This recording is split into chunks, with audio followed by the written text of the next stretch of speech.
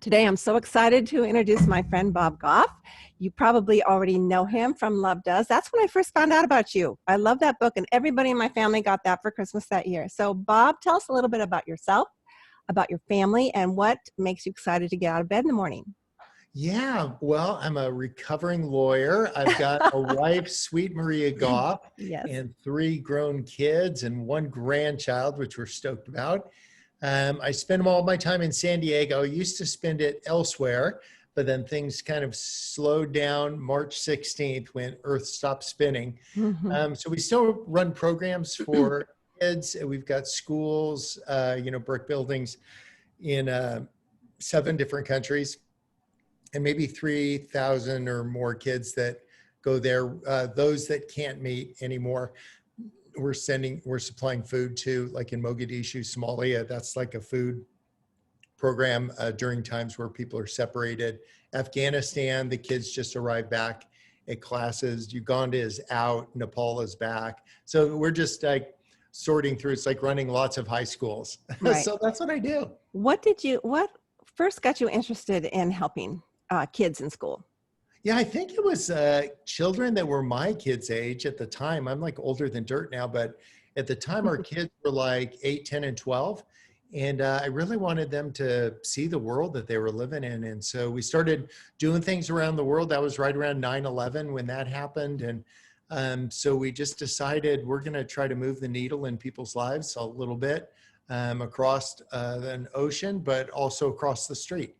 So I used my law job as a day job Okay. to pay for these things. And then I picked up a little bit of momentum in terms of the costs of making all this happen. So I wrote a book and we just gave all the money for that away. And they fortunately sold millions of these things. So that continues to help Love Does, this outfit, continue to do the things it does. And then a lot of people are just like helpful. It's like a stone soup. Yeah, That kid I story do. where everybody just like throws in what they've got and All everybody right. gets fed. I've actually had a party and everybody had to bring something except for stones. So that Yeah, worked that out was great. it. Yeah. So that is like one of lots of things that you do. I know how I met you personally through the Big Dream Framework, and you talk a lot about dreams. Why did you come up with that word? I mean, dream. I mean, you could have come up with vision or purpose or Yeah. legacy, but why dream? Well, I just wanted, I'm like kind of a man of the cloth without the cloth. Like, so Uh-huh. faith is I a big I deal. agree. Yeah. So faith is a big thing for me, but Hmm. I don't bend towards 20-pound words to describe things, or words that just sound really religious. So I just thought everybody knows what a dream is. The crazy part is a lot of people think you do your dreaming when you're asleep, but I think Hmm. we do some of our best dreaming about our ambitions like when we're wide awake, because everybody dreams. Like even a dog wags its tail when it's dreaming. Yeah. But to say, what I want to do when I'm fully awake to myself, when I'm fully awake, if faith is important to you, then fully awake to your faith. If it's not important to you, like fully awake to the things that are.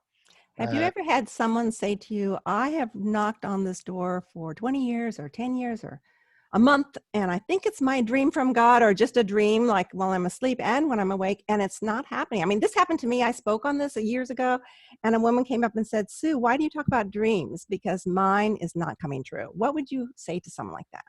yeah, well, first of all, it's just, I want to empathize. It's just like so frustrating when you have something you want to do, and every Exactly. time you make a step towards it, it seems like it moves away, or your footing slips, or something. It just doesn't seem fair. And the thing about dreams is that they're not fair. Uh, they're not playing fair with you. But Hmm. you could remind yourself about why this is important to you. If you just said like, why is it important? If you set out to climb Kilimanjaro, remind yourself during those times where you're just dog tired and want to turn around, remember about why you started. And Okay. so I would say that if it's a relationship, if it's a career, if it's whatever it is, it must have been important enough for you to devote a significant amount of attention to for decades. And it's kind of like trying to pick a lock. I know you and I have talked about that before.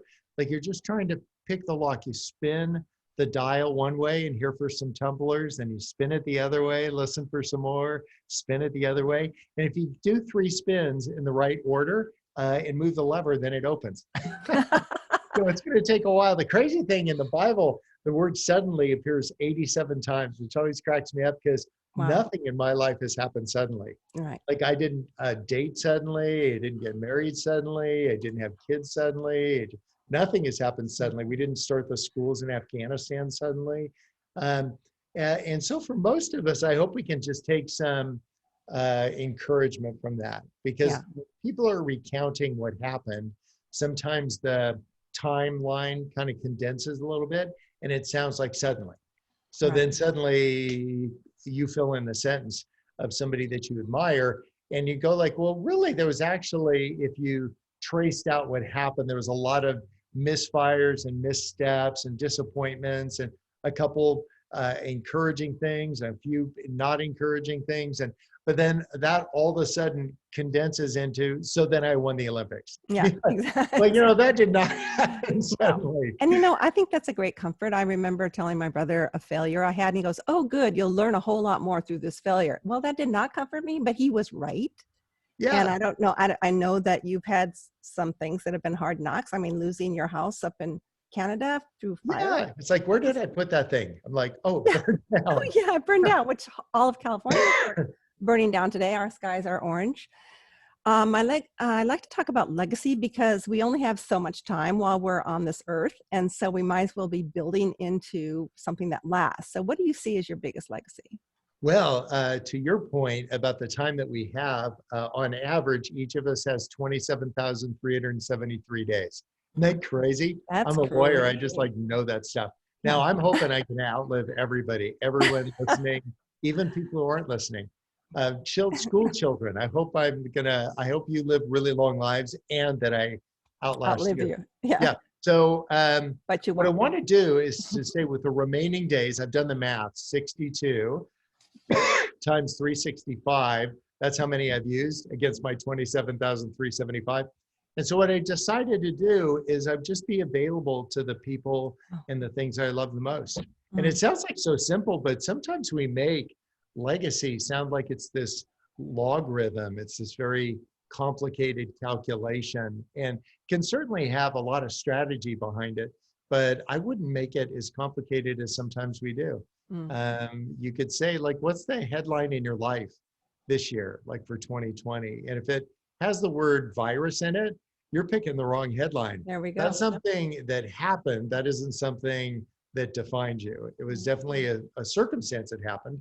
And if for 2019 you lost your job and the headline is I got fired, or you lost a relationship and you said I got divorced, or you lost whatever, that's not the headline in your life. That is certainly something really painful that happened, but that isn't who you are. So legacy is that kind of, the Bible describes it as the aroma of Christ. It's that lingering aroma. I used to have a grandfather that smoked a pipe and you could just smell on his vest, you know, the pipe smell. It was like that thing. It's almost like it's the smell on the pillow. It's the everything. I think it's from Oswald Chambers, but when you leave the room, you've left the room, that people still know that Jesus was there. Oh yeah, you know, because of the aroma of Christ. So that's a so legacy will be the like I have a great grandfather who evidently was a sheriff in Montana, and I've just told you everything I know about him. Like that's it. Evidently he had kids, and they evidently had kids, or I wouldn't be talking to you right now. But other than being something to do with the sheriff in Montana, I don't know. It's almost like he set out to be intentionally invisible. And he didn't. I think he had successes and failures. He had objectives, goals, he had things, but somehow they didn't outlast him. And I intend to have mine outlast me. Now, I don't need to have my face chiseled in as the fourth or fifth face in Dakota, depending on how things go. That's just pissing me off. But one of the things that what I want to have outlast me is this idea of kindness or availability. And so if you say something as easily as, I'm the guy that always answers his phone. Right. And you did answer your phone when I called. I was so scared when I dialed the number that you would, and you did answer. And it was terrific. But what would be an obstacle to leaving that kind of, or a challenge for leaving a legacy of love and kindness and availability? What challenges have you faced in trying to leave that? One of the challenges is that there's people and they're difficult. And You crack me then I up. realized in a little further analysis that I'm among the difficult people. Me too. Like I'm not as swell as I think I am. Don't believe the press. Huh? I'm not as like delightful and lovely to be around as I perceive myself as being. And so what I'm trying to do is just go a little easier on the people around me when they're just flat wrong. I don't feel like I'm the umpire anymore, calling balls and strikes. I'm the base coach. So what changed that? What changed that? When you were younger, you think you were more like you would call the strikes and the fouls. But Yeah. now, For some reason, I thought that was helpful. And then I realized that the people that thought they were being helpful to me actually weren't that helpful. No. I don't need words of correction. I need words of encouragement. Right. Give me a cup of water, not a slap in the butt. I just don't slap anything these days. Like what I want you to do is just give me what I need. I'll let you know what I need. But what it's on us is to know that what we need. We need to be able to articulate, this is what I need. And so sometimes you might just need a little bit of a break from all the crazy. You might have an environment or have grown up or be in a family where there's a lot of crazy. You might have a nutty uncle that pulls into town. And then just because chaos pulls into town, you don't need to go under the big top. And you certainly don't need to run away with a circus. You could just say, like, actually what I need is a little space from that. And so being self-aware is going to be the secret. That's going to be listening to yourself, spinning the wheel a little bit, listening for the tumblers fall, and to say, you know, this would be an ambition that would be really lasting. I'm not trying to insulate myself from everybody, but I'm trying to isolate myself from a few people that are creating a lot of distraction in my life. And I just have this underlying belief that Satan doesn't need to destroy us. He just wants to distract us. So you can get distracted by the news or whoever has the hairdo or whatever it is that's going on. And I'm just not going to get distracted by that. I'm not going to be shouting in a room that's already really loud and try to shout over everybody else. I'd rather just be quiet, let it settle down. And then if I have something to say, I'll write it. You used the word success a few minutes ago. What would be your definition of success? Oh, minimum, maybe 1,000 grandkids. I want grandkids so bad. It's a little pressure on your kids, Bob. Oh yeah, the Goffs are not producing. We've got one. But man, I'm going to hand out hoodies that say "Make People." Yeah. But one of the things that I hope is I could just be helpful. I want to be helpful to my family, and my kids are old enough to know what they want, who they want to be, and they don't need me to be telling them what to do, but just joining in whatever it is that they have in mind that they want to do. If someone listening today says, well, I don't think I'm very self-aware, what advice would you give them to become more self-aware? To the scene of the crime. Well, by self-aware, I mean, like if you had this little, let's say your parents broke up when you were young. And so what we do is we make up stories to explain the parts of our lives that we don't quite understand. And then we make up rules to support the stories that we made up to explain the things we couldn't understand. So if your parents broke up, you may have created a story that you're the problem. You're not lovable enough. And really, that's just, I'm calling BS on that. Like what happened is that you had two fallible people who loved each other imperfectly. They couldn't sort it out and they broke up. Like that's what happened.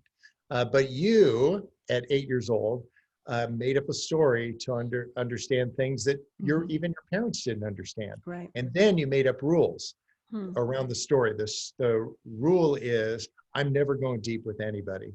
So then fast forward to sweet old you now, and you say, why do my relationships not go very deep?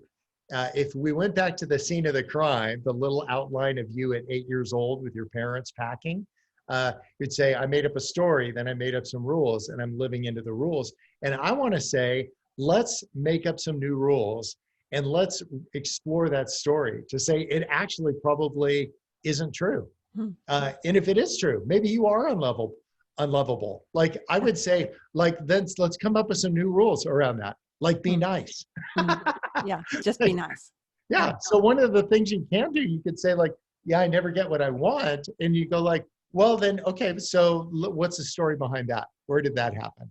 Hmm. Well, like, what's the earliest memory you have of not getting something you wanted? A You baseball bat? you sound more like a therapist than Yeah. a author or an attorney. I'm just So like, what do I they love say? it. One blind man showing the other blind man where the bread is. There we I'm go. just, I'm just telling you what I've been doing for me, Yes. which is to say, what happened to little 8-year-old Bobby Goff? And now Mhm. he's 62 and Mhm. he's trying to sort that out. So if I react disproportionately to a circumstance, like something really like we all know what that feels like when somebody pressed our button, Right. um, then I'd say, well, probably what's happening, I'm not reacting to the person in front of me. I'm reacting to my whole life Right. of being told I'm not like whatever. And so this disproportionate weird indicator, if you're listening, that's the flag. And I Right. would trail, this is not a trail of breadcrumbs, it's loaves, like all the way back Hardtack. to when that happened. Mhm. And to say, can we carve a new little groove in our brain?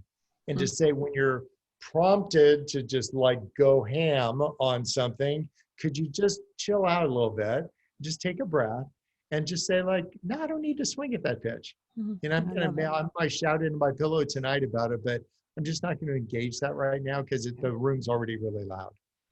I love that when you ended, I think you ended the framework by picking up a big bat and saying you're not going to swing at that pitch. And I thought that is it's so simple but profound, which is what made it stick. How do you keep grounded in your relationship with God? You are on demand. I mean, people want to hear you speak all the time. You're so inspiring. You're hilarious. I love it. And you always has a new project going on. But how do you keep grounded with God? And do you have a favorite? Do you have a favorite scripture passage, or you just love them all? Yeah, I love them all. I just don't act on them all. Me I just too. I haven't found any verses I disagree with. There's plenty that I haven't incorporated into my life yet. There's a great one in Galatians 5:6. It says the only thing that matters is your faith expressed in love. And it isn't because God needs our help, because he doesn't. I ask him every day, can I help you out? And his answer is always the same, nope. Nope. So what I want to do, I think, is make faith accessible, make it simple, but I don't want to make it easy because it'll actually kill you. From everything I've been reading, it'll kill all of your pride. It'll kill all of your selfishness. It'll expose it, and then it'll kill it. And so what I want to do, though, is some of the things Jesus said. In Matthew 15, it said he never spoke to anybody without telling them a story. So I'm always trying to understand my faith through the things that are around me, maybe things that are super relatable. I mean, Jesus pointed to 2 sheep and he started talking about that. So maybe to say I want to make a faith that's deep and profound. But I got a call a day or two ago from a guy who said, I'm really struggling with incorporating my theology and my political views and how can I get to a higher level of thinking with both. And I was kind of laughing. I said, can you imagine, just go out with me on the Sea of Galilee, and now we get on the boat with these guys that, wearing thongs, and to say hear them saying, I'm really struggling with my theology, and then the Romans, the whole political got us under our thumb thing. They got the nets on the wrong side of the boat.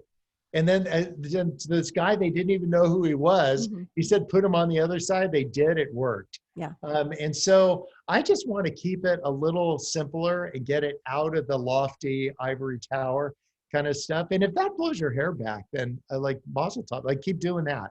But it doesn't for me. There's a woman who had 2 boys in the war. It was World War II. And what they did to keep the ammo dry, they would have the cases with the ammunition. They'd wrap it in paper. They'd dip the whole thing in wax, and then they'd send it out into the field. Well, her boys couldn't get to the ammo to fight the fights they were in. So she invented something to keep the ammo dry, but make it accessible. She brought it to her boss at Johnson & Johnson, said, look what I invented. He thought it was a stupid idea. That may have happened to some of us. Like, you had this beautiful ambition. You wanted to do something helpful. You brought it to somebody for approval and they said like, no. But here's the distinguishing characteristic. She had 2 boys that were fighting fights, and she needed to give them what they needed to fight the fights they were in. So she wrote to the President of the United States, and she said, "This is what I've invented." He sent it to the Pentagon, and that's how duct tape was invented. No. Is that crazy? That's a wonderful story. What I want to do is learn, like, what is it that we're asking for permission, and then somebody says no, and we say something stupid like God shut the door. Yeah. God is not going to land a ladybug on your nose to send a message. He'll drop a piano on you.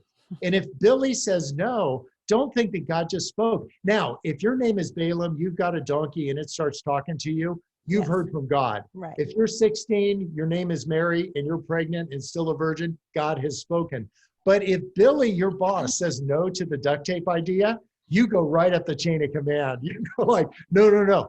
You don't realize I've literally got skin in the game. My boys are going to get what they need to fight the fights. So if we can get back to the reason that we're doing what we're doing, our jobs, our marriages, our whatever it is that you're investing, your benevolence, whatever it is that you're doing, remind yourself, like, why did I start out on this? So what was my skin in the game? And then don't rely on somebody saying no, or some circumstance or something you read in the newspaper and say, well, you know, this changes everything. I'm like, that's just new information. I don't know if it changes everything. Yeah. Wow. That is so wonderful. Well, any last words for my audience? Well, gosh, can you imagine that last words? Be like, I have one more thing. One more thing. One of the things that I want to remember in my life is that I want to live a life of engagement. And the way that you do it is to not make it all about you. That's the thing that I'm not big on tattoos, but if I was going to get one, that's what it'd be. It's not about me. And so to see that we're not the hero in all these stories, we're not the victim in all the stories, we're just a participant. And so I want to be a participant. That's why I jumped at the chance to be on the show with you. I think we just participate with each other. We make ourselves available, and then just trust that as these things get released into the world, that God will do whatever he has in mind. It might be the right word at the right time. And if this is for you, then awesome. And if it's not, let it be water on a duck's back. There we just go. roll right off. Well, I will pray for more grandchildren for you and for husbands for my daughters. Yes. There we go. Thank you so much, Bob. I really appreciate you. And you have so much material here, and I know it's going to bless everyone that listens. So thank you. Oh, thank you.